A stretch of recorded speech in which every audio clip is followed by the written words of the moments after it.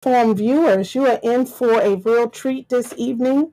I have a special guest here with me tonight, Mr. Ace Robinson, and you all are really going to enjoy this presentation and this discussion. So, I'm bringing you the best. We're bringing you a professional to come and talk about medical mistrust and distrust, past and present, and really just in the background and the current landscape of what's happening with the pandemic and chronic disease and the people of color, how it's affecting the communities of people of color. So this is a highly relevant topic. So I certainly don't want to delay any further and just jump right in. And as usual, platform viewers, if you have any questions or comments, please chat them in. We want to hear from you.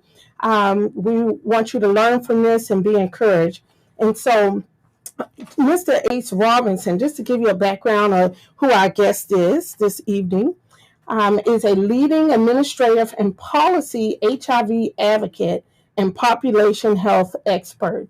He serves communities disproportionately impacted by HIV, COVID-19, and associated illnesses. Robinson acts as the chair of the Federal AIDS Policy Partnership, serves on the board for the Economic and Policy Impact Center, focus on leadership development for BIPOC. He serves as the chair on the Brown University Advisory Council to eliminate anti-Black racism and sits on the UCLA Center for HIV Identification, Prevention, and Treatment Steering Committee. Ace has served in senior leadership roles at the National Minority AIDS Council in Washington, D.C., Gay Men's Health Crisis in New York City, Lifelong AIDS Alliance in Seattle, and the Desmond Tutu HIV Foundation in Cape Town, South Africa. Robinson holds a master's degree in healthcare leadership from Brown University, a master's degree in public health from the University of Cape Town, and a bachelor's in chemistry from Duke University. And so without further ado, I want to welcome Ace Robinson, as he has given me permission to address him as Ace. So welcome to the platform. We want to hear from you. Thank you. And thank you so much for making time for this timely discussion and inviting me to share some thoughts. So again, my name is Ace, and I know that this is a really important discussion we're having.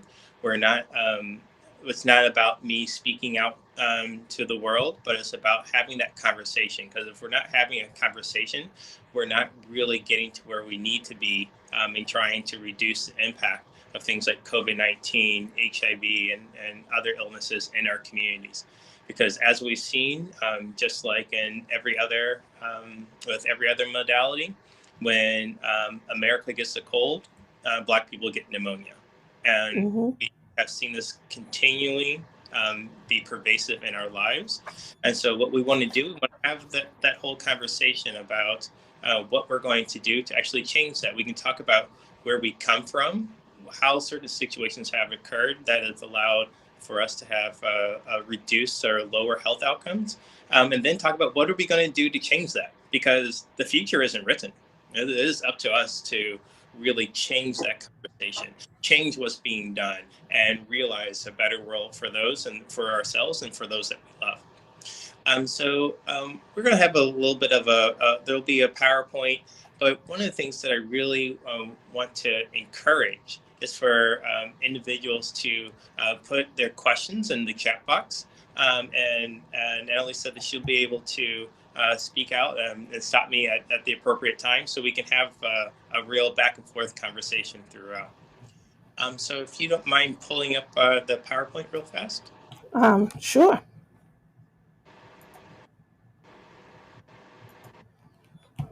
Okay.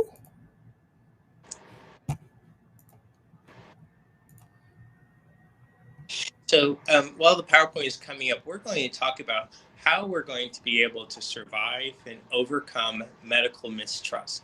And so I want to be clear as to what does medical mistrust mean. So you know, like when you mistrust anything, like when you are talking to your friends and they tell you something and you're like, don't give me that mess. Like, this is like what you're saying doesn't really count. It's like due to my past experiences with you, I don't really trust what you have to say. You remember who that person is in your personal life, in your professional life, and even systemically what's happening in our world.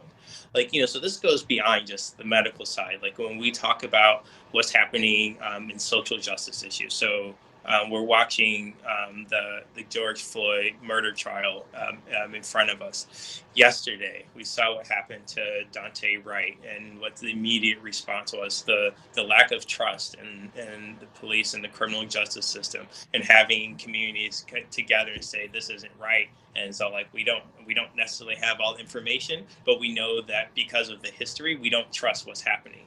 We look at Karen Navarro in Virginia, what was happening with that Army lieutenant who was scared out of his mind, just being pulled over and still being compliant to all of the actions, and like saying, okay, well, I'm doing what I'm supposed to do, but I'm still getting bad service. Now, this is not just within the criminal justice field. This is a very similar conversation that we're having in the medical field.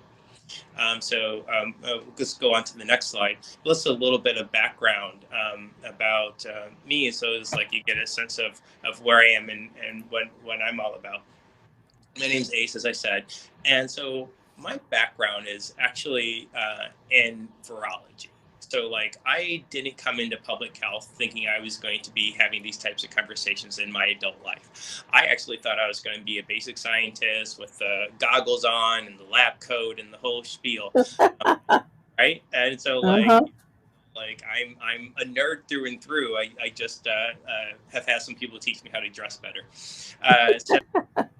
So like, when I was really focused on HIV vaccine design, that was really what my thing was. So like I knew that HIV, and I experienced HIV in my personal life, knowing that people living with HIV needed to have more options than just the medication for treatment. We needed to make sure that we could prevent it, and that was where I started my career, really focused on science, and then as we see, like, how it didn't just start with this previous presidential administration. It's been going on for a long time, that access to public health, healthcare access, and best clinical practices all come down to really, like, what's happening on the government side. So that's where I kind of went into health policy and really pushing that through. And like, I always wanted to state, like, so like I wanted to make sure that our communities understand that healthcare is not, this isn't a political conversation. This isn't about like a red state versus blue state. This is about making sure that each individual person gets the type of care they need to live their best life with minimal pushback because of things like a preventable disease similar to coronavirus or COVID-19. And we have to, and we're going to have that conversation.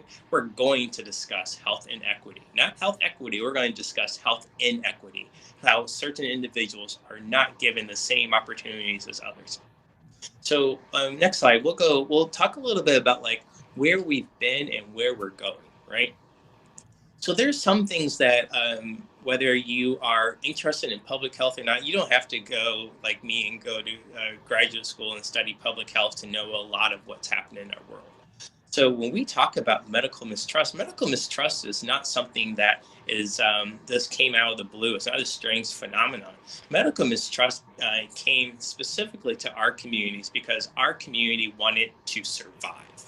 That was really what it was about. How are we going to survive as a people when so many atrocities have happened to us in so many different ways? What does it mean if I'm going to be slightly wary of what you have to say? We can talk about what happened in the Middle Passage. Who were those doctors on the Middle Passage? They were individuals who treated the Africans who were sold into slavery as cattle, or so like it's just like, oh well.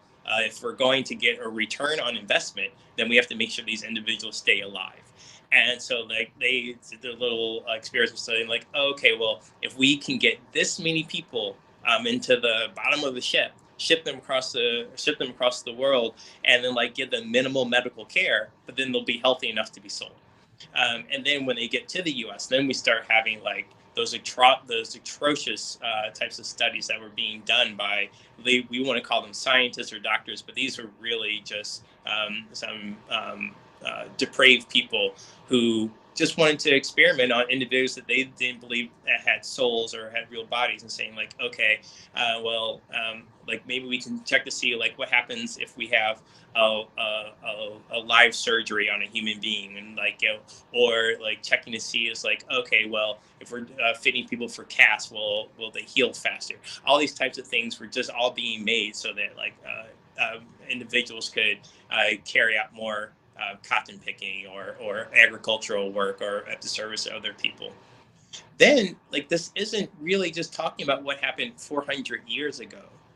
So many people talk about the United States Public Health Services study of untreated syphilis on the Negro male. Now, many people also refer to that as the Tuskegee study, but I always want to divest that language because the like Tuskegee University is a great historically Black college, now university, and the Tuskegee Institute. They do some really amazing work, and so people always like when you say Tuskegee, there's a lot. That term should be a glorious term. That term means like pride. It means Booker T. Washington. It means individuals who are the best and brightest doing some amazing work. Now, what happened also in that city or in that town was that the U.S. Public Health, I think CDC, like back in the day, came and they started looking at what happens with people who have syphilis, but they're not treated. So they actually they weren't experimented on. It was actually the polar opposite. They were not treated. They were untreated, meaning that even though they learned very early on in the by early 1930s that penicillin could actually treat syphilis, they allowed these men to go untreated for decades, which could lead to blindness, it could lead to paralysis, it could lead to early death.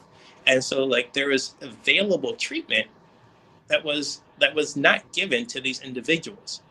And then on top of it, you always hear about Henrietta Lacks. I think there was a movie or something. I think Oprah did a movie about Henrietta Lacks. But things that the most important thing is that this individual had the type of cells that didn't, or cells meaning like their blood, like if you drew her blood and then you look at it under a microscope, her cells like were high functioning, right? And they had the ability to function in a way that might mitigate cancer. It might mitigate other diseases like muscular sclerosis. Like, this individual was being told that they were coming in just for random blood draws and but they were actually being experimented on without their knowledge. And so these are the types of things that people hear. Like, you might not know the story. Like, let's talk to people in the street about what happened with the untreated syphilis study. When you start hearing people like say, oh, they experimented on them with different types of medication,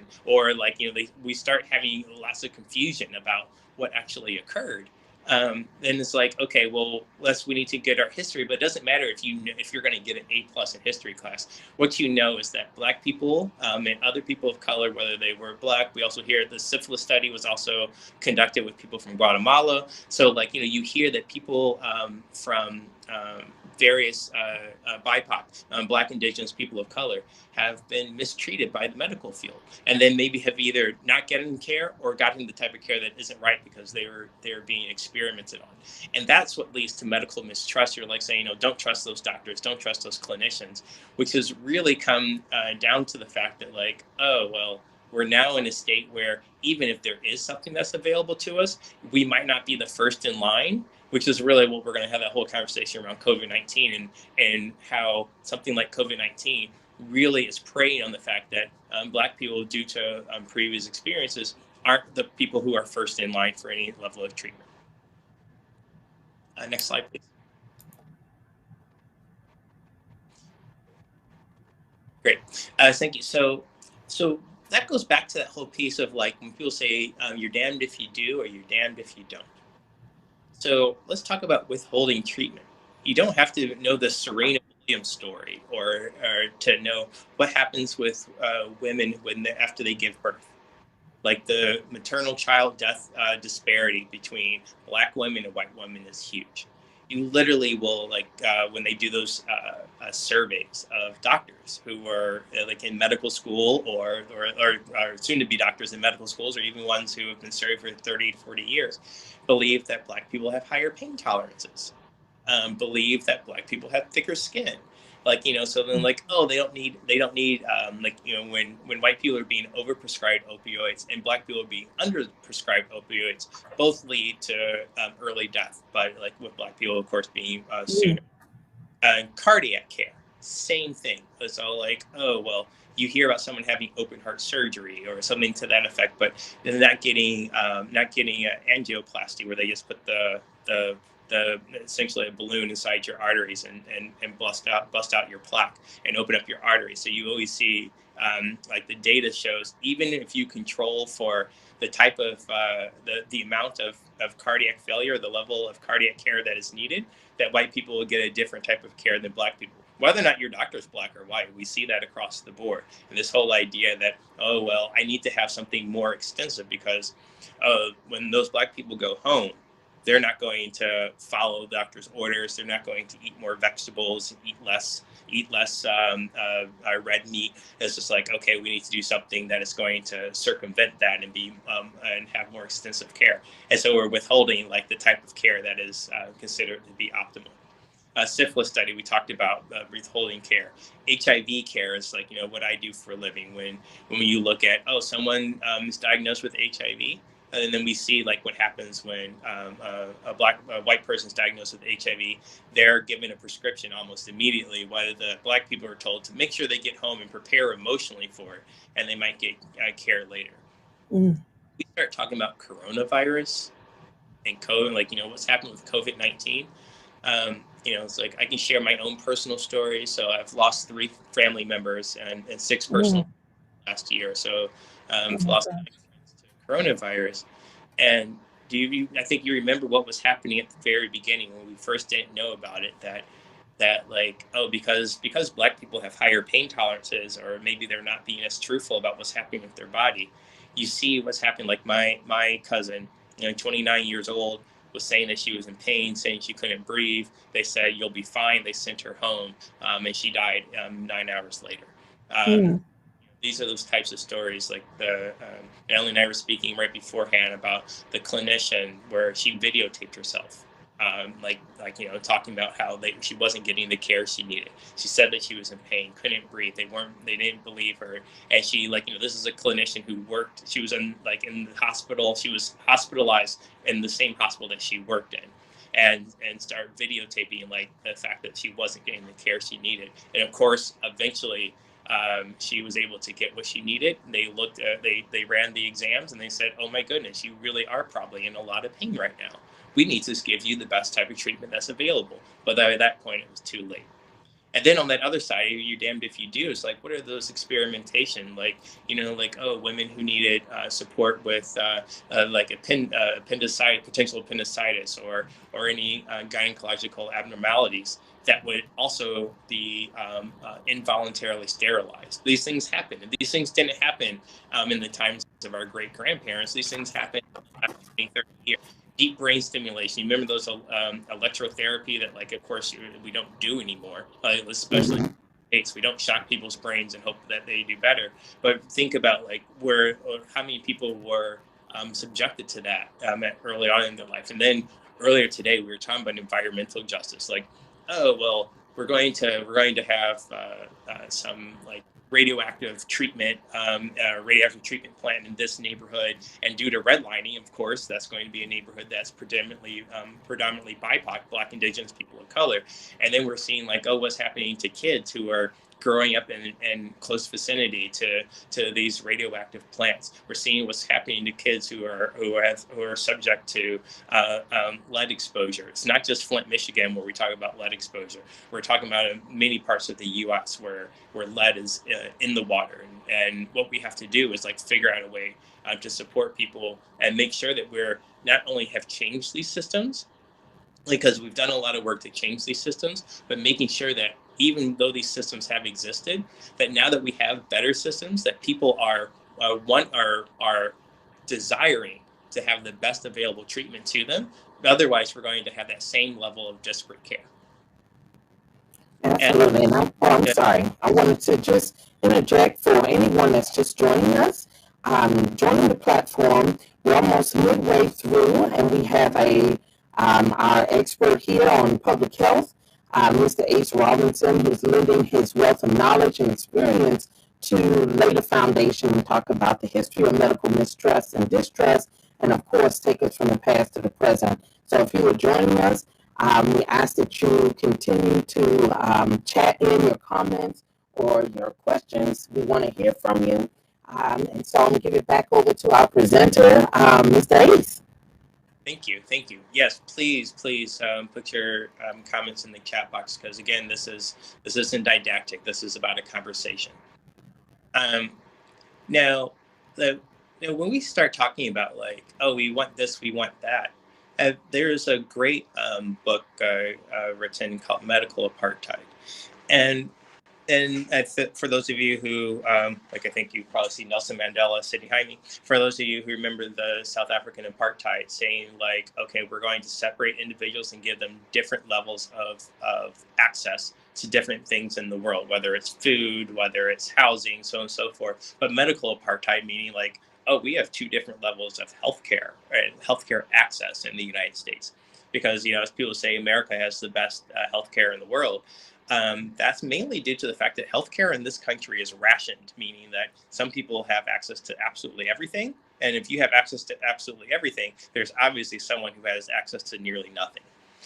So when you're looking at just within the United States, like where if you are a Black person in the United States or a Latinx person in the United States, and you just go out of your home, like the chances are there's 25% of Black and Latinx individuals who have nearly zero clinicians who are within a 10-mile radius to them, saying like, oh, if you get sick, how far is it for you to get to a primary care physician?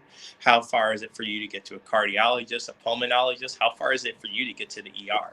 And literally a quarter of individuals have very few clinicians nearby, as opposed to for white and Asian communities, about 10%. So more than double the percentage of Blacks and Latinx people do not have access to care. That's going to play out each and every day in the work that we're doing. Oh, I'm sorry. Can you go ahead a slide? Sorry, I didn't notice. Yes, absolutely. Sorry. So yeah. So like this is why this is such an important conversation, because like when we're discussing medical apartheid, I can't say like, oh, go get a screening for COVID. Okay. Oh, well, go get your vaccine. Or if you get sick, go to the doctor. So like, if that's a whole extra effort for you just to even get to the doctor, then we're talking about that whole systemic stuff. Like, oh, I'm ready for better care. I know I need better care, but I'm not getting it because, well, there's just no better care available to me. Next slide, please. So now, when we start having these conversations, so I think you very much remember this when we were talking about, we have Dr. Debbie Birx there and Tony Fauci, and then the former vice president of the United States, who we still can't figure out exactly what level of expert, like he was running the COVID task force. When we start having these conversations, and we knew just from those beginning parts of the conversation that we'll go into in a little bit, talking about which communities were disproportionately impacted by COVID-19. Like this was something that a year ago, like over a year ago, when COVID-19 was first being identified in the US, my very first conversation was like, this is going to be about our communities. But the problem is that the people in our communities were not on TV talking about it. Do you remember, like in March last year, how many Black people thought that they could not acquire COVID-19, that only white people could get it? And it wasn't until Idris Elba, the actor, and Kevin Durant, the basketball player, we're talking about that they were living with COVID-19, that we actually had people who were like, oh yeah, okay, I need to really pay attention to this. This might be about our communities. And this is where that thing about the messenger really mattered, because like I work in the HIV field. I have known Tony Fauci and Debbie Birx for years, but Tony will tell you like he is not the best spokesperson as an 80-year-old white man to be speaking to younger Black and Latinx people or women or whatever about HIV, viral hepatitis, and now COVID-19.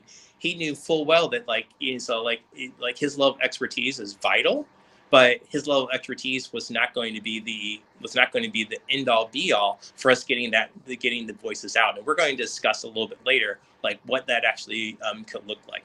But before we do that, we need to have a bit of a conversation of why our communities are so greatly impacted. Next slide. So COVID-19, so respiratory virus, right? Meaning that the way that is passed on between individuals is through the air, through droplets, like your spit goes into the air, someone else breathes it in, and then it can do its thing, right? So why have we seen it in some communities? We talk about in public health land, we call it social determinants of health. Outside of public health land, we really just say social determinants of racism, social determinants of sexism, ableism, queerphobia, all the social ills. Because we start looking at, when we start going into a little bit of the data, you're going to see like which communities were greatly impacted. And I'm going to tell you right now, those communities that were greatly impacted were the ones that had poor healthcare quality. Those that had people were living on top of each other. Like if you are living 8 people in a 2-bedroom home, and then you learn about social distancing. There is no social distancing for your world. And then like the community context. Okay, well, if you have to go to work, there is no working from home. How many people from our community were still working in hospitality? We're doing things like running public transit, people driving the buses or whatnot. Folks who were, when the restaurants were open, running in the restaurants, and they didn't have a whole cash cow of opportunity to I can just not work for a while. Like we had to have those stimulus checks for like $1,000 to $1,400, and it's like, okay, well, is that going to support you and your family as opposed to going to work at all? And then it's just like, okay, so you have to go back and forth to work on these buses. You're going to be crammed.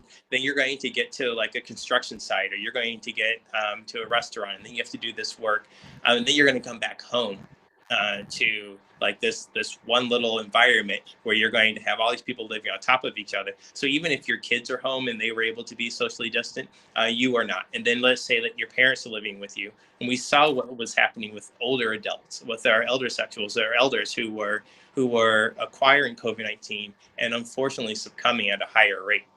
Because the one thing that we saw over and over again, and this is really important to remember, that before COVID-19 was fully known in the United States, they had these whole conversation about underlying health conditions. When we were looking at what happened in Italy, when we looked at what happened in West Africa, when we looked at what happened in China, the people who were succumbing to COVID-19 were primarily people who had respiratory illnesses, cardiac issues, cancer, and so on and so forth.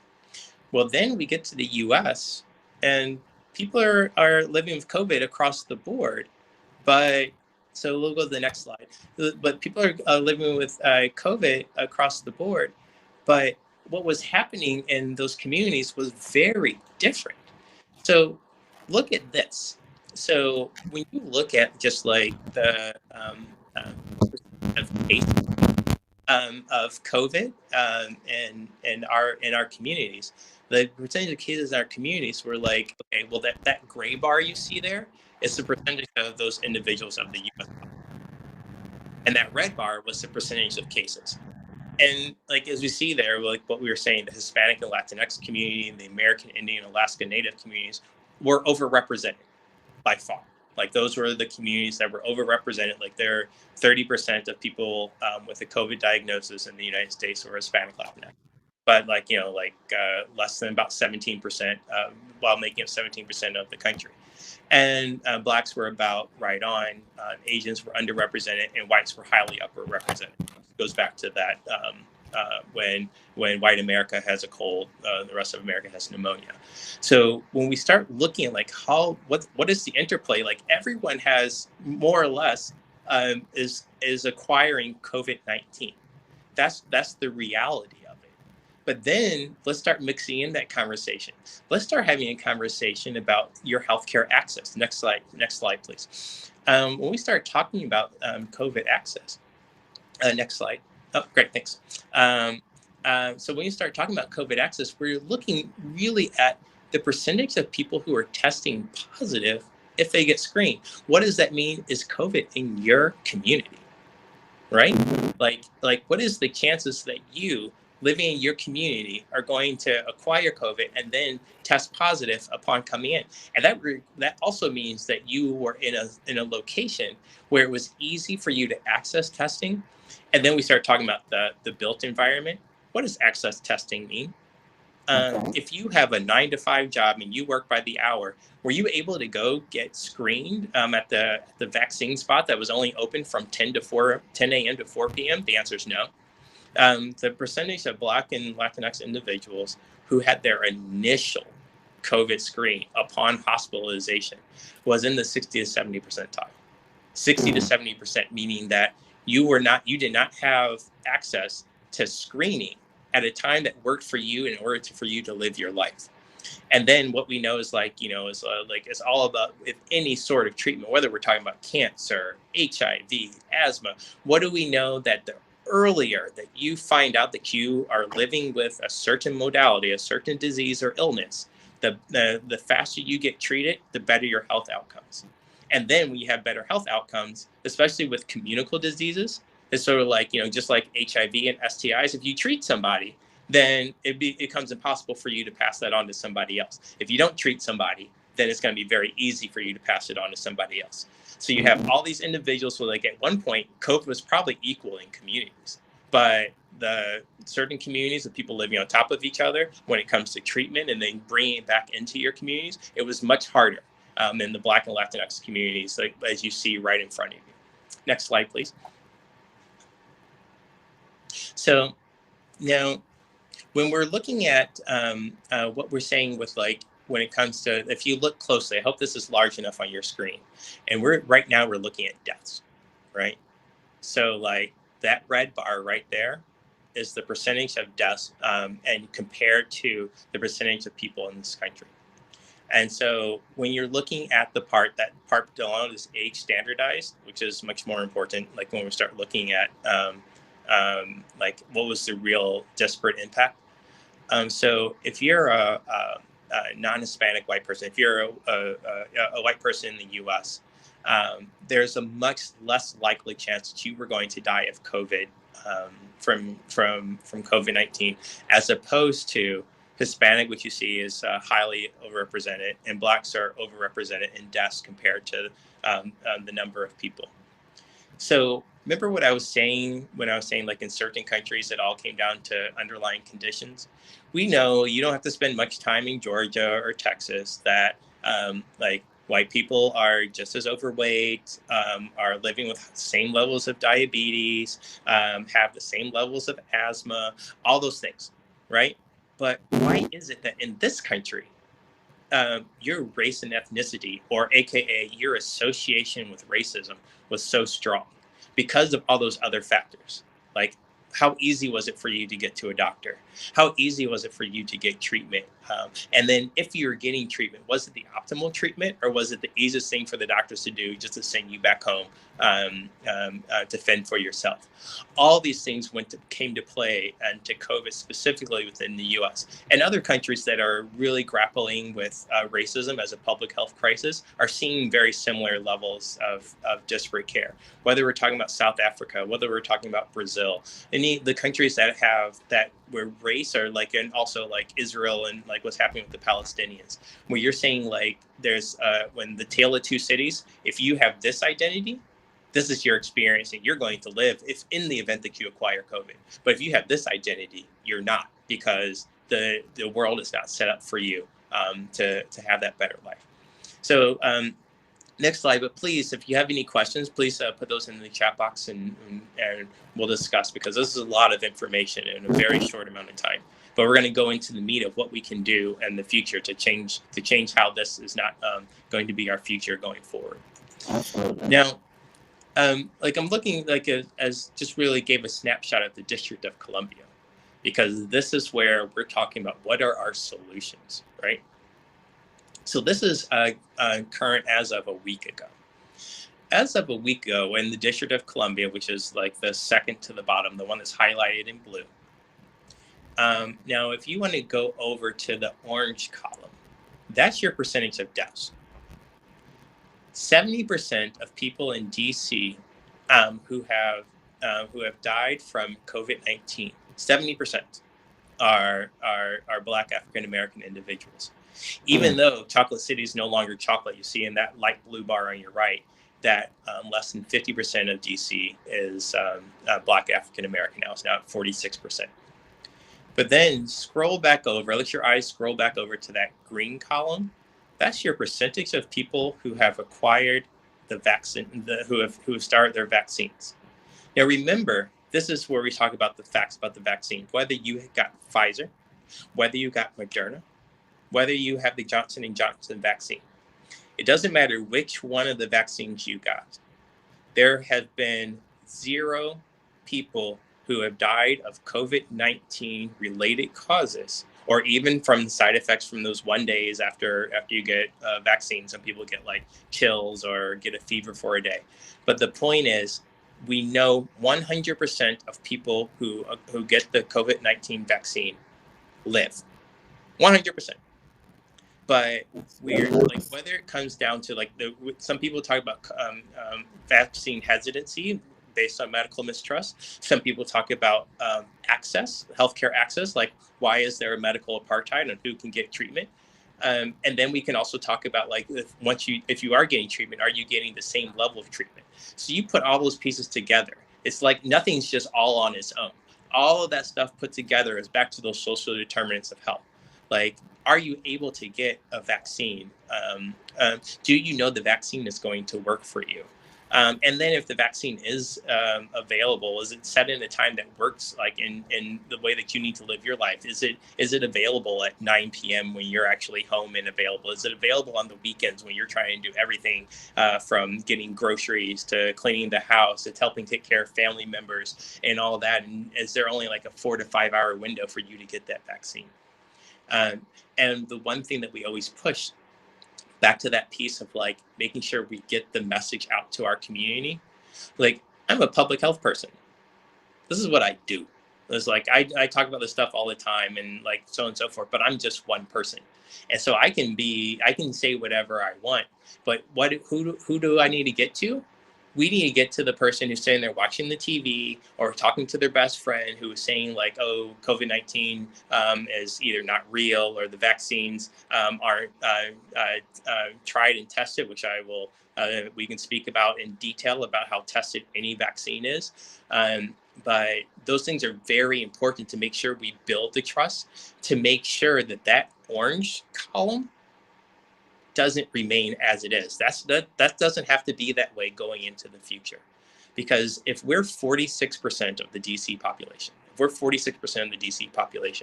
we should also be 46% or less of the percentage of death. That means that they were doing the work that we need to do to make sure that any poor health outcomes matches our percentage of the population.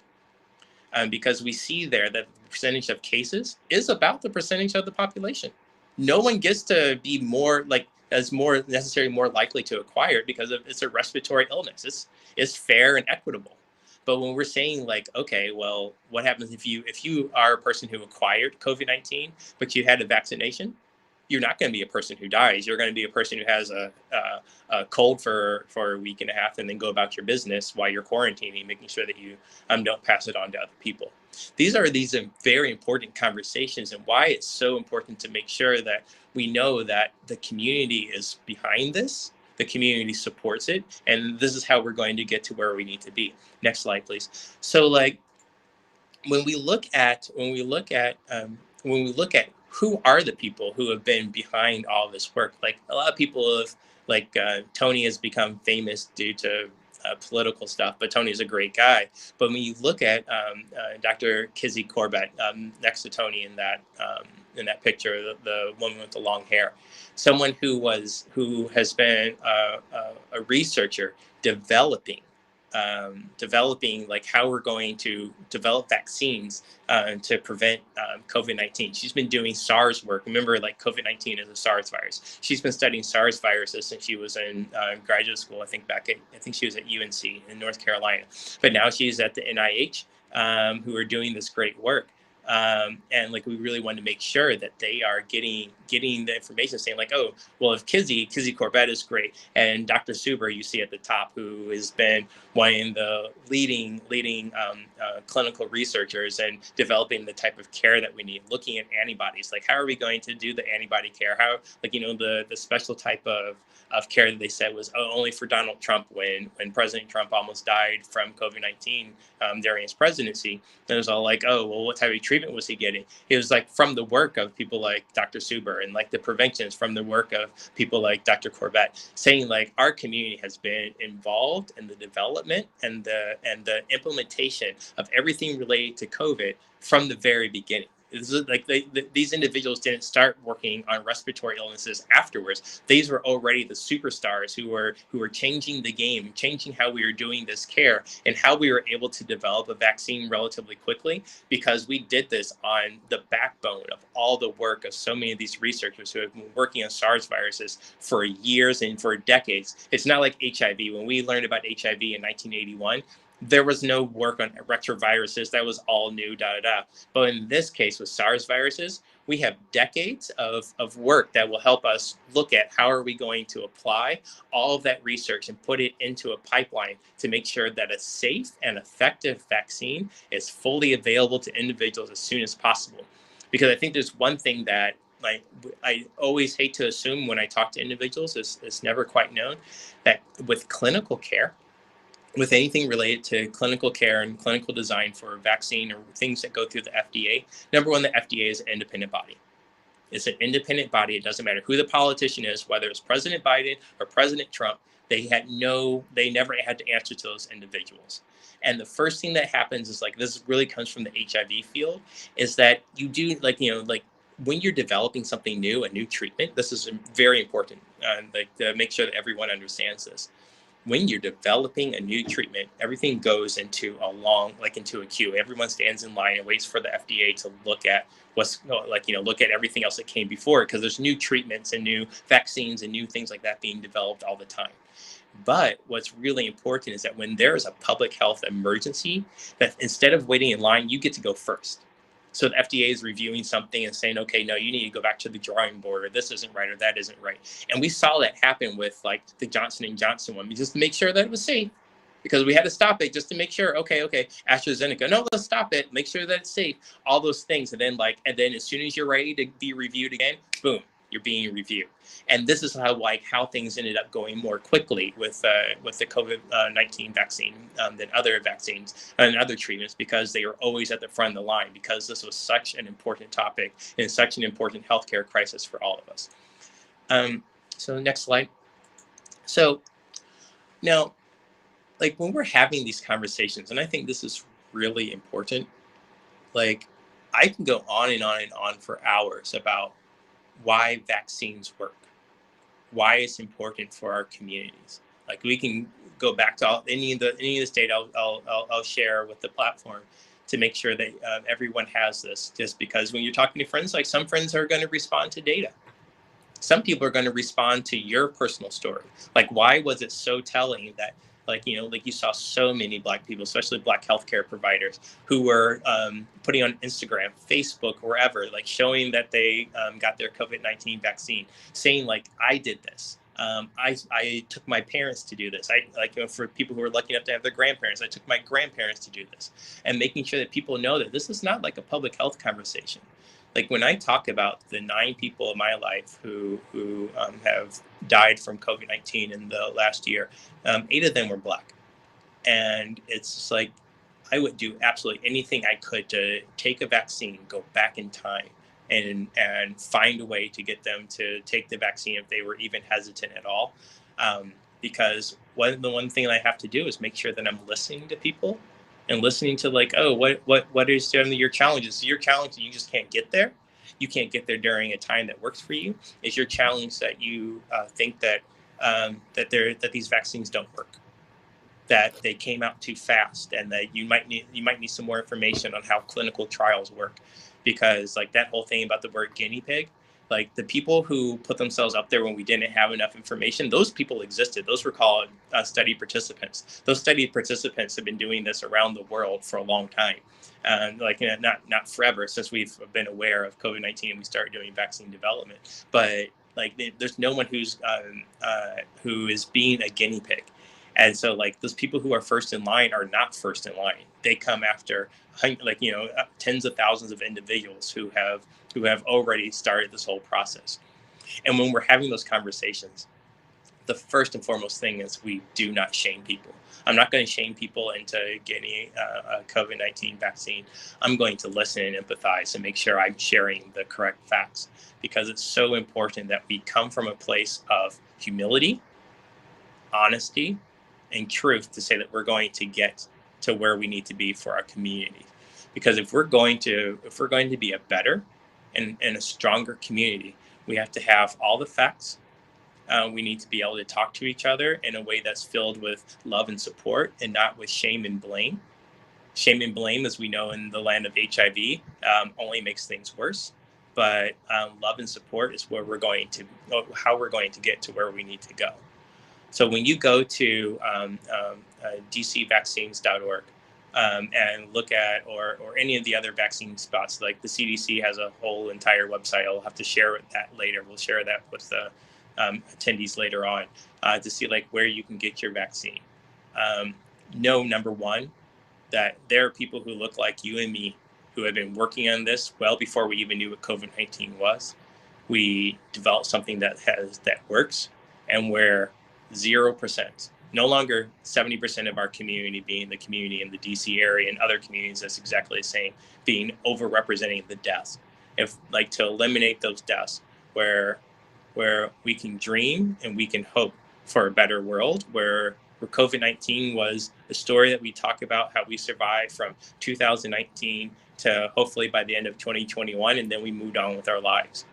But if we don't do these pieces, and this is the part that's really scary, because this is what happened in HIV, that if we don't do what we need to do for our own communities, soon it's going to be other communities that are doing better and that are healthier, and it's going to be just us again. We're going to be the ones who are still acquiring COVID. We're going to be the only ones who are getting sicker. We're going to be the only ones who are still dying from it if we don't do that work. Wow. So the next slide, I just want to share contact information. And do feel free to reach out to me via Twitter. I think we know Twitter is taking over our world. So feel free to direct message me if you have any questions. You can email me if you have any questions. But then we really want to make sure that we're making time for, like, you know, this isn't me. I'm like, you know, I'm no longer a basic researcher. I might study this stuff and understand it, but the end all be all is that we're uplifting the other work of individuals who have given up their entire lives to create treatments and vaccines and other levels of prevention to save lives and make this a more equitable experience on this planet for all of us. So I think we can stop sharing slides now. I think I saw a couple of things pop up in the chat. Yes, you did. And so give me just a second. Let me bring this down, this slide. And okay, and it's just us. And thank you again. That was very powerful. It was detailed. It was a high level overview of where we started and where we have to go, and of course where we are presently. And there was a question about vaccine access or callbacks from these mass vaccination clinics, or going through the state channels to get the vaccine. And so the question the viewer had is like, I have friends that live in DC who don't have access to vaccination. They're signing up on the websites, but are not being contacted. So this is the part that I think is where we talk about the systemic part of the conversation. Because if you don't have the access to the internet and the time to keep refreshing on your screen to make sure you can get signed up for the vaccine, you might go behind other individuals. So one thing that is, I think, very important to know, on the 19th, in a week from today, a week from like next Monday, everyone in the U.S. will have access to vaccines, regardless of their status. And there's mass vaccination efforts occurring at the arena where the Mystics play. I always forget the name of it. What you might want to help me there. They're having vaccination where the Mystics play. There Uh-huh. also mass vaccinations in downtown DC occurring, in Maryland. I'll have to send this out to you because I don't want to misspeak, but like there's 3 or 4 mass vaccination efforts in the greater DC area where people Mm-hmm. just show up and get it done. And, like the DC is still vaccinating individuals in grocery stores, and the one thing is, Mm-hmm. from DC Health, is you cannot throw those things away. So if That's people right. for their appointments, you get your vaccination. I didn't have to wait for my healthcare providing status to get me a vaccine. I just walked into the grocery store and I said, "Oh, you got some left?" She's like, "Oh, I got 7. We're about to close." I was all like, "Well, you're gonna have 6 because I'm getting my vaccine right now." So it's just like, and when we talk about making sure that we go into the grocery stores, because like I went into a different grocery store, I saw the line around the place, and they didn't have, like, everyone's busy, they didn't have time to speak to individuals about it. And like, I was just standing there and I forgot what I was wearing, but someone identified me as someone who worked in healthcare. And then Mm-hmm. ended up having, for people who weren't standing in line, I would start answering a lot of questions about the vaccine, because there's a lot of fear. Because if you don't do this stuff for a living, Mm-hmm. there's often a lot of fear. And so, like, when you saw like the callbacks, this is very similar to any sort of healthcare thing, that we make sure before it gets to the community, they run test after test after test to make sure that there is going to that number one, that it's working, and number two, that if it, like, that it's not hurting anyone. And when they see any little sign that this might actually hurt somebody, they shut it down and get it gone. So, like, it's just like a bad batch. So it's not like yeah, I like, I always compare healthcare to Coca-Cola. Coca-Cola is great. They've done a great job getting people to really want their product, even if they've never tasted it in their life. I don't care where you go to on this planet, people know about Coca-Cola, whether they've had it or not, or even seen a can or not. So, Uh-huh. so like before they get it to them, they make sure that Coca-Cola is going to taste right. It's going to taste just like the can that you got 3 months ago. It's going to taste just like the can that you're going to get 2 months from now. And they make sure that it's all the same, right? Mm-hmm. And if it's not, and if it's not the same, they pull that batch and get you a new one, and you never know the wiser, because there's so much detailed attention about the vaccines. Even though the community never would have even come close to touching that batch of vaccines, we knew that there was like, oh, it got pulled back, being like, and it's sort of like the story is the 99.9% of times everything went right. No one's going to give a report about that, because that's not going to get you a couple more views on NBCnews.com or CBSNews.com, Mm-hmm. wherever you get your information. But we want to make sure that there are a lot of checks and balances in place to keep you safe. Not just Mm-hmm. like during the research period. Now that we're past the research period, there are people who are working around the clock to make sure that absolutely every vaccine that is going to our communities is safe and effective. Every single one, not most of them, every single one. If there's a chance that it's not, they will shut down that entire. We call them a batch. So if you ever notice that, let's talk about like a batch would be like you're in a grocery store and there's something wrong with the yogurt. You know how they find out, like, oh, you can look on the bottom of the yogurt and there's like a little number that says what batch it is. That's kind of the same thing, to being like, oh, there's something wrong with this. Take them all out. Make sure they never get near people. Like, because Mm-hmm. it won't like put you in the hospital, because we don't want anyone to get sick, or even worse, get a vaccine that's not doing anything. Because I mean, what's the point of getting a vaccine that's that either got too warm, how you have to keep them cold, and be like, oh, this whole batch got too warm while it was in transit. We need to throw them all away. Like those are important things to know, as opposed to having people go through that and then getting a phone call like 2 weeks later saying, oh, by the way, your batch was warm and you pretty much just got a shot of water, you didn't really get anything. So all of those pieces have to be working, and we really want to make sure that, like I said, every single vaccine shot that is given is helping you. Absolutely. And I think, Ace, what I thought was there's so many things about your presentation this evening that was powerful. And I really liked that you showed, oh my goodness, is a doctor. It was two women, and I can't, now they're not in front of me. I can't remember their names. Yes. Um, Yes, but I think what was so important about that is that they are women that we can identify with. They share some of the same skin tones or hues of some of our viewers. That you can see that there are those who look like you, and a part of your community that are part of this. They were a part of the research and continuously a part of the research and the Mhm. development that brought these vaccinations to life, that brought the medical information forth. That these, so it's not, there's this myth that all of the work, the science, the research is all being white controlled. We have no part in it. We're at the end of the line, where all the information, all the tests, and everything is rolling out on us. And so that's a misperception that we have not had our hands in the pot, so to speak, in the development, in the research, and the science that's going on. And so I appreciate you showing that picture that these are people that are real, that are in this, on fighting on a different front.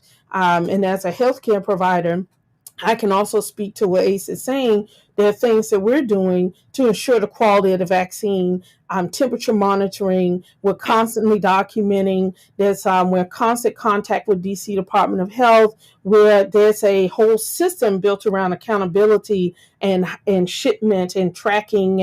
And we had to show as a clinic that we can have the correct environment that's up to industry standards to monitor the temperature of the vaccines and be able to store them properly, so that anyone that's getting the vaccine in their arm, knowing that they're getting a quality, viable product and not something that's no longer viable and it's not going to help you. And so that's even what we're doing here on the front lines. But there's so many individuals, there's so many agencies that have gone before it even got out to the clinics, before it even got to our hands, that's done their due diligence to make sure that you're getting getting quality and getting the best. And I remind patients that yes, with any vaccination, with any medication, with anything that you're taking, there's always a risk for side effects. There's always a rare occurrence or a rare event that may be an allergic reaction. But what we do know is over 500,000 people have lost their lives from COVID-19, and we can't say that about the vaccine. And so, yes, your arm may be sore. Yes, you may feel a little tired afterwards. But we're here. The vaccine is present and it's available to you, free of charge, to slow down this pandemic and save lives. And that's what it's about. And any final thoughts, Ace, that you would like to share? Where do we go from here? I know you shared some of that in your presentation, but any final concluding thoughts? The most important, this is always the most important part of the conversation, um, that when we talk about or how we're going to support each other and love on each other, um, that means that we're going to have to come from, I think I said before, from that space of humility, um, and just listening, because you don't know, even as somebody in your own family, you don't know the road they walked to get to make a decision about not getting a vaccine. You don't want to punish them by saying, "Well, you're not going to see grandma until you get it." It's not. That's not about the conversation. We're about trying to make sure that each person is going to be whole and loved in the decisions that they're making, and then we have to be cognizant that some of us will make some different decisions, and we need to be okay with that. but I'm really excited as to where we're going, and that because we're going in the right direction.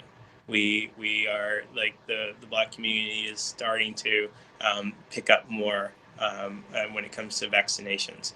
We're starting to have the right speakers coming to our communities. It's like, like I can redirect people to Dr. Oni Blackstock and her sister Irvi, who's been on. I think they're on CNN every other day. Why it's important to have someone like Greg Millett, some like we're trying to make sure that, or Francisco Ruiz for the Hispanic Latinx community, or Chris Paisano for the American Indian Alaska Native community. You have to have individuals who come from our communities, who know our struggles and know our experience as to why we don't have access to care, why we might be hesitant if we do have access, and then working through that. So this is one big conversation about we're going to change the game based on love, respect, healing, and care, and that's how we're going to get there together. Absolutely, absolutely. And I can't thank you enough for sacrificing your time, bringing your wealth of knowledge and experience and your training to the platform for our viewers, to bring our viewers the best information out there, the latest information, the most current information, and backed up by fact and data, and by the quality of the presenter and their knowledge that they're bringing. And so, without hesitation, Mr. Robinson, when I reached out to him, he agreed to do this. And so I so appreciate him for doing it. And I just want to encourage all of our viewers, for the lack of knowledge, how people perish. And that's why we're taking this moment to bring this information to you. Think about it, pray on it. Get online, research it, go to reputable website, cdc.gov. Without hesitation, please reach out to Ace Robinson. He has provided his contact information. I have flashed it up on the screen so that you can look. If you have any questions, you can also reach out to the platform at prayertowerchurch.org. You can email us, and if I don't have the answer, I'll make sure I'll get it for you and get back to you. And so, again, I cannot thank you enough. Mr. Robinson, God bless you, and be encouraged. And I'm so sorry to hear what happened to your family members and that their lives have been lost. But I'm grateful that you are channeling your grief and your pain to educate others, to inspire them to make different choices. Now that we have the vaccine available, that you all would choose it and save a life. And so, again, I'll be with you, the platform, every Monday at 7:30. We'll be back next week. Until we meet again, be blessed to be a blessing. Have a good evening.